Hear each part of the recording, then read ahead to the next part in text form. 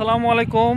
টিয়নো স্যারের কাছে আমি যে বার্তাটা দিতেছি, এইখানে দেখেন এই রাস্তাটা আমি যখন এসএসসি পাস করি 2006 সাল, আবার এই রাস্তাটা যখন আমি মানে 1-2 পড়ি তখন থেকে আমি কালীগঞ্জে পড়ি। কিন্তু এই রাস্তাটা এখান থেকে 30 বছর ধরে আমি এখন দেখতেছি আছে। কিন্তু ইদানিং আমাদের হাজী সাহেব যে হড্ডু আছে, তার বড় ছেলে রানা কিভাবে একটা রাস্তার মাঝে দেখো এমনভাবে চকি বাঙ্কার করে দিছে, এই যে এইখান দিয়ে লোক যাতায়াত করা যাচ্ছে না। তাই আমি বললাম যে এইটা বন্ধ করে রাস্তা সুন্দর করে দিবেন, মানবতার সেবায় মুখ হবেন এবং রাস্তাটা যেভাবে খনন করে দিয়েছেন রাস্তা সমুদায় ভালো করে দেন। আমি হড্ডু যে আমার হাজী সাহেব হজ তো করেছে, হজে গিয়ে কি হবে, হজ থেকে এসে আবার শয়তানি শুরু করে দেয়। এই বাংলাদেশে থেকে হজে যায়, হজ থেকে এসে আবার শয়তানিগিরি শুরু করে দিয়ে দেখো রাস্তাটা কিভাবে একেবারে যাতায়াত করার বন্ধ করে দিয়েছে।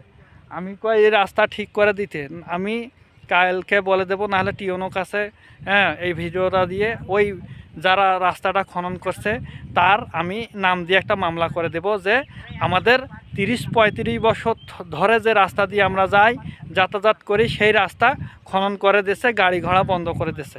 তাই আমি বলবো যে রাস্তা সুন্দর করে পরিষ্কার করে রাস্তা খনন ভরাট করে দিয়ে রাস্তা মানুষ যাওয়ার ব্যবস্থা করে দিতে। তাই রানা সাহেব যদি এটা না করে, আমি এই যে ঈদের পরে তার নামে একটা থানায় অভিযোগ দেব, রাস্তা কেন সে খনন করে দিচ্ছে। 30 বছর ধরে মানুষ যাতায়াত করতেছে, আমি দেখছি, আমি ওইখান থেকে এই রাস্তায় হেঁটে 2 থেকে ইন্টার পর্যন্ত পড়ছি এই রাস্তা দিয়ে, এখনও 20 বছর এই পাশে আমি দেখতেছি রাস্তা, আবার সে রাস্তা কি করলো, খনন করে দিল। এগুলো শয়তানি বন্ধ করে মানবতার সেবায় আসুন এবং মানুষের উপকারে আসুন এবং মানুষের রাস্তা ভালো করে দিন, এটাই আমি কামনা করে যাই। টিওনো স্যারের কাছে যদি এই রাস্তা সে ভালো করে না দেয়, আমি এটা টিওনোর কাছে জমা দিব এবং ঈদের পরে, জাস্ট ঈদের পরেই জমা দিব।